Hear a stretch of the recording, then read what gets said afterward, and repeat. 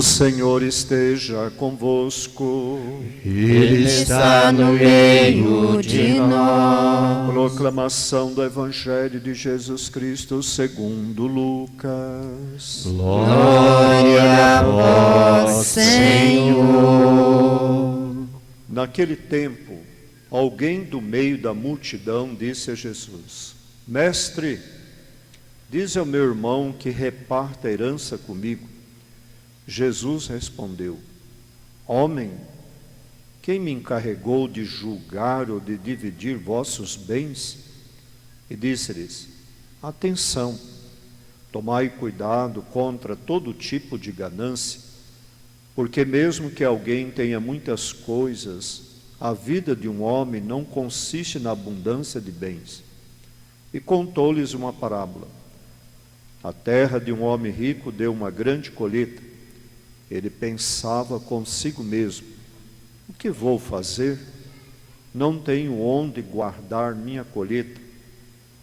Então resolveu: já sei o que vou fazer. Vou derrubar meus celeiros e construir maiores neles. Vou guardar todo o meu trigo junto com os meus bens. Então poderei dizer a mim mesmo: meu caro, tu tens uma boa reserva para muitos anos. Descansa, come, bebe, aproveita. Mas Deus lhe disse: louco, ainda nesta noite pedirão de volta a tua vida, e para quem ficará o que tu acumulaste? Assim acontece quem ajunta tesouros para si mesmo, mas não é rico diante de Deus. Palavra da salvação. Glória a vós, Senhor.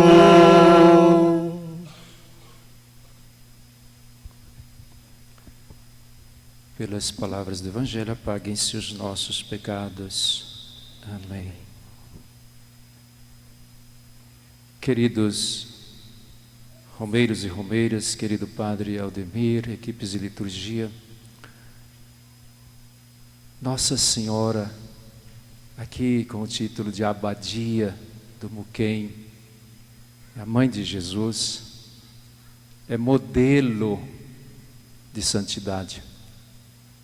É a mulher que tem as virtudes que a liturgia da palavra hoje coloca também para cada um de nós. De fato, diz na primeira leitura sobre a vaidade, se tem alguém que não foi vaidosa, chama-se Maria Santíssima. Uma pessoa humilde, humilde serva do Senhor. Repita comigo: Maria, humilde serva do Senhor, rogai por nós. Segunda leitura fala de um monte de virtudes, humildade, a pureza. Se tem alguém que foi pura nesse mundo, tota pulcra em latim, totalmente pura, em grego que é caritomene, totalmente santa, cheia de graça, foi Maria. Tanto é verdade que o anjo dedicou esse adjetivo a ela: cheia de graça, plena de graça. Repita comigo: Maria, cheia de graça, rogai por nós. O Evangelho fala do perigo das riquezas. Nossa Senhora não foi uma mulher de grandes posses. A Bíblia fala daquele casal e indica José como o carpinteiro. E às vezes fala de Jesus como o filho do carpinteiro. A carpintaria era um negócio simples da época. Um artesão, um trabalhador manual, braçal, ganhava o sustento da família com esse trabalho. E Maria ajudando ali naquilo que podia. Jesus, nos seus primeiros anos ali, enquanto estava com a família de Nazaré, certamente trabalhou também ajudando o seu pai adotivo. Então, eles não viveram nas pompas, de braços cruzados, uma vida de mediocridade. Não, foram trabalhadores, foram pessoas lutadoras, pessoas santas que ganhavam a vida honestamente. Maria e José, repita comigo: Maria Santíssima, São José Operário, rogai por nós. Essas virtudes todas que Nossa Senhora e, de certo modo, São José também teve, elas hoje estão exaltadas no Evangelho e nos textos bíblicos. Vamos entender um pouco mais sobre isso. Começando pelo Evangelho, que nos diz, tem 3 partes esse Evangelho. No primeiro momento, alguém pede a Jesus para que ele seja o árbitro, o juiz. Pede ao meu irmão que divida comigo os bens. A primeira parte é essa, e Jesus, nesse momento, dá uma resposta. Essa resposta de Jesus, uma intervenção de Jesus, um discurso pequeno de Jesus, como segunda parte do Evangelho, ele aproveita e diz assim: cuidado. Depois de dizer, eu não sou juiz entre vocês, ele diz, cuidado, ele dá uma sentença. Porque a vida do homem não consiste em ter muitos bens materiais. Jesus dá uma lição, um decreto. A felicidade do homem não está nos bens terrestres, na quantidade de coisas que ele ajunta, que ele amontoa. A felicidade não está aí. E eu queria dizer a vocês, meus irmãos que estão aqui assistindo, participando, aqueles que acompanham pela web 15, nos assistem, aqueles que estão ouvindo, rezando conosco, pela Rádio Romaria 90,5, eu queria dizer o seguinte: essa frase de Jesus, essa sentença de Jesus, poderia ser 50% do ensinamento que eu gostaria de passar para vocês hoje. 50%. Se vocês pegarem isso, vocês já entenderam 50% da reflexão que eu estou desenvolvendo. Jesus diz assim: cuidado. A felicidade, a vida do homem, a vitória de um homem não está na quantidade de bens que ele possui. 50% do ensinamento está aqui. Mas e o resto, os outros 50%? A terceira parte do Evangelho, Jesus conta uma parábola, fala daquele homem egoísta que só pensa em si, vai juntando, e no final Jesus o chama de louco, agorinha você vai, entregar a sua vida. E aí Jesus termina, terceira parte, com outra sentença. Ele fala assim, referindo àquele homem que perde a vida, perde tudo que ele fez com tanto sacrifício, ele fala assim: assim acontece com quem ajunta tesouros na terra, agora, mas não é rico de Deus. Não é rico de Deus. Essa é a outra parte dos 50% que faltava. Veja as duas sentenças de Jesus. Cuidado. A vida, a felicidade do homem não consiste em ter muitos bens. E a segunda sentença: é preciso ser rico de Deus. Aquele que pensa que a felicidade, a vitória está num monte de coisas adquiridas, pode fracassar. Será um idólatra. Aquele que é rico materialmente, mas é pobre de Deus, é um fracassado. É alguém que labutou e, como diz por aqui dos nossos provérbios, deu com os burros na água, nadou, morreu na praia, sem nada. A vida, a felicidade, portanto, consiste nessa última frase do Evangelho: ser rico de Deus. Se nós aprendermos isso, já valeu a pena a reflexão. Se colocamos as atenções nossas nas coisas terrenas, somos idólatras. Se colocamos a nossa vida, nosso trabalho, nossa esperança em Deus, nós somos salvos, seremos felizes. Mas onde entra então a questão dos bens materiais? O que a gente faz com isso? Porque nós trabalhamos, conseguimos as coisas, temos que lutar para sobreviver, e a gente que quando trabalha honestamente ganha o dinheiro. Os bens materiais são importantes? Sim, são sim. Vejam bem que Nosso Senhor não está aqui combatendo os bens materiais em si mesmo. A exortação de Jesus não é para que as pessoas não tenham as coisas. O ensinamento de hoje é sobre o modo como nós lidamos com as coisas. O problema não são os bens materiais por si mesmos, mas o modo como nós tratamos esses bens materiais.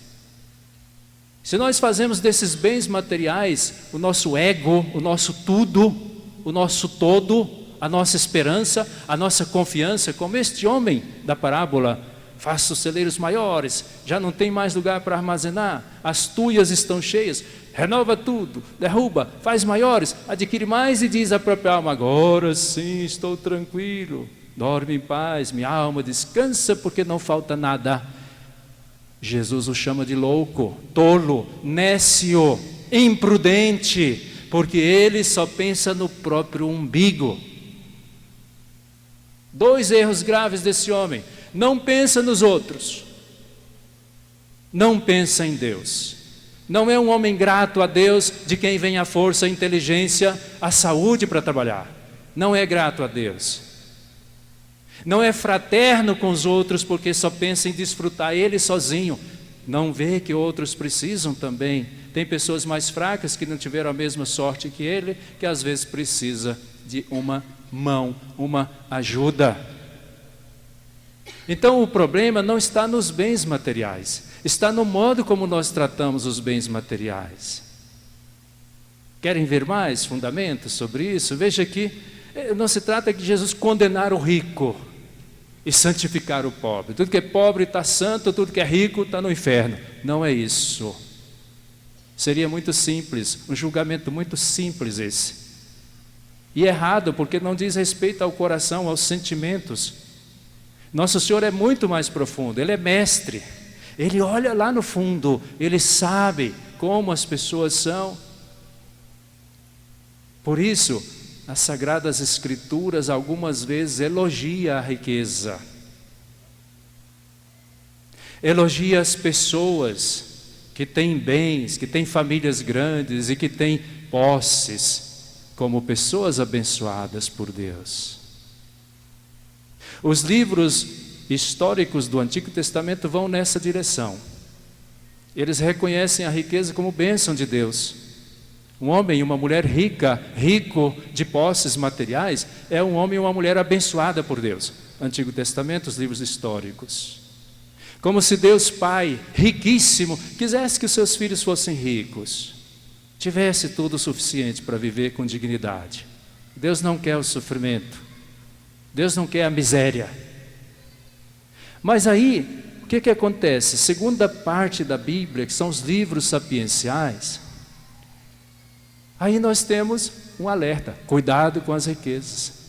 Aí nós já temos textos falando do perigo das posses, do perigo das riquezas, exortações fortes às pessoas ricas, por causa do seu comportamento egoísta e idólatra em relação às coisas. Então, livros históricos a favor da riqueza como bênção de Deus. Livros sapienciais alertando: cuidado com as riquezas, porque elas podem te detonar. É como se numa linha histórica da vida, Deus desse a oportunidade para o homem se enriquecer, mas de repente o homem, ao invés de voltar, continuar pensando em Deus como a fonte, começa a adorar as próprias coisas, voltar o próprio umbigo, os olhares, o coração só para a terra. Então Deus fala: opa, alerta, cuidado. Livro dos Salmos, livro dos Provérbios, livro do Eclesiastes que vocês ouviram, cuidado com a riqueza. Então não se trata da condenação da riqueza por si mesmo, mas do relacionamento. O homem que se afasta de Deus, idolatra coisas e pessoas, isso é muito grave.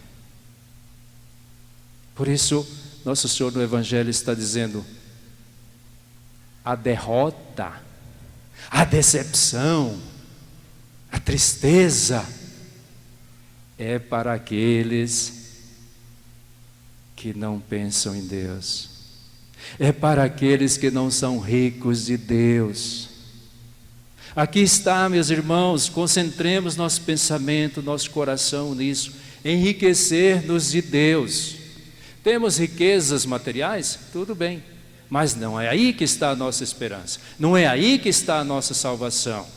A nossa salvação e esperança está em Deus, e Ele, com a sabedoria dEle, vai me ajudar a administrar os meus bens, de maneira que eu não idolatre, de maneira que esses bens sirvam para o bem, que sejam administrados honestamente, ganhos honestamente, ajudando inclusive pessoas que precisam.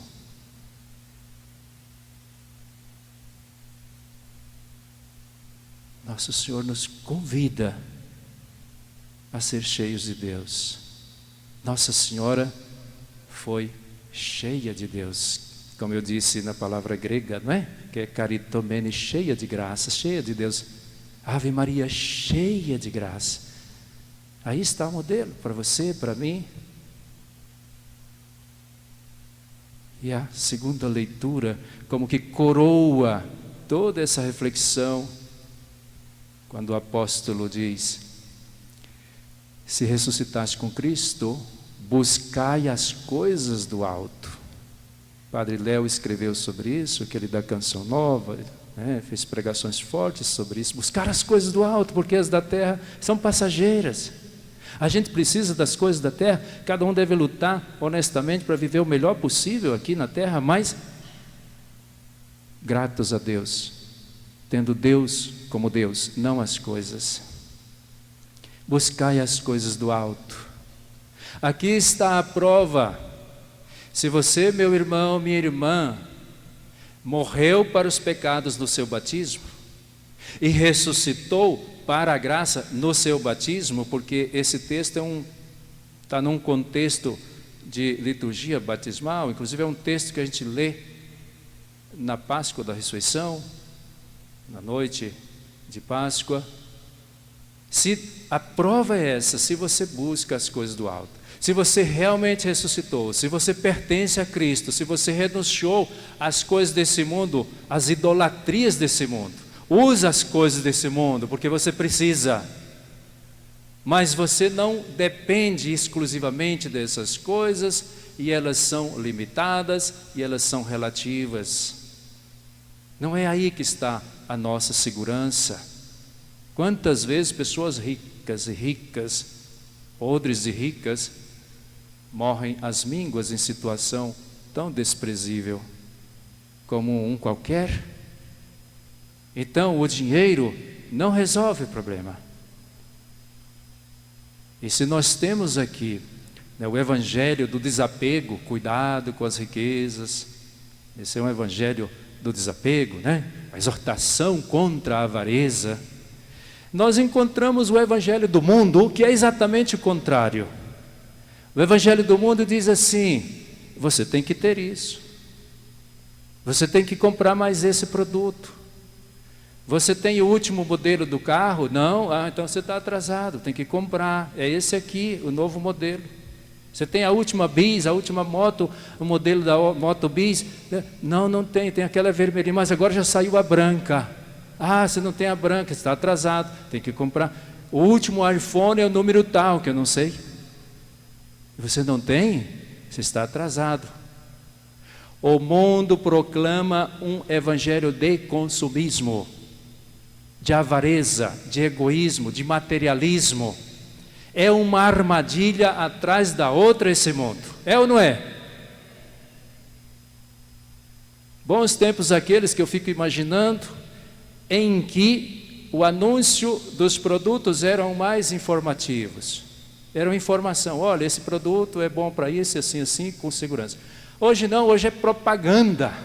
Compra porque senão você não vai ser feliz.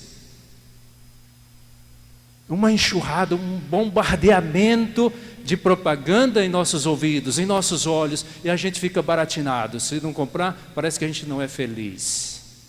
Como um amigo meu que comprou um saco de batatas, esses aí, estava tão bonito, a propaganda de fora, aquela foto tão brilhante, tão bonita, ele comprou aquilo, nossa, isso aqui vai estar uma delícia, maravilha. Quando abriu que foi comer aquilo, que coisa horrível, gordurosa, salgada. Mas a propaganda é a alma do negócio. Vocês não escutam esse evangelho de Jesus no mundo, é na igreja que vocês escutam. É no quarto, quando você abre a Bíblia, que você aprende essas coisas, as virtudes, os valores. Por isso que é importante vir à missa. Por isso que é importante nos proteger, estar alerta, porque as armadilhas do mundo são muitas. O evangelho da avareza, do materialismo, nos toca nas ruas, na televisão, nas revistas, em quase todo o nosso redor. Alertas, irmãos, buscai as coisas do alto, recordai-vos. Muitas vaidades passam. E aí como estará o nosso coração? Cuidado, a felicidade do homem não está na quantidade de bens terrenos. Antes, felizes serão aqueles que serão ricos de Deus, como Maria e José. Esse é o convite de nosso Senhor para nós hoje. Louvado seja nosso Senhor Jesus Cristo.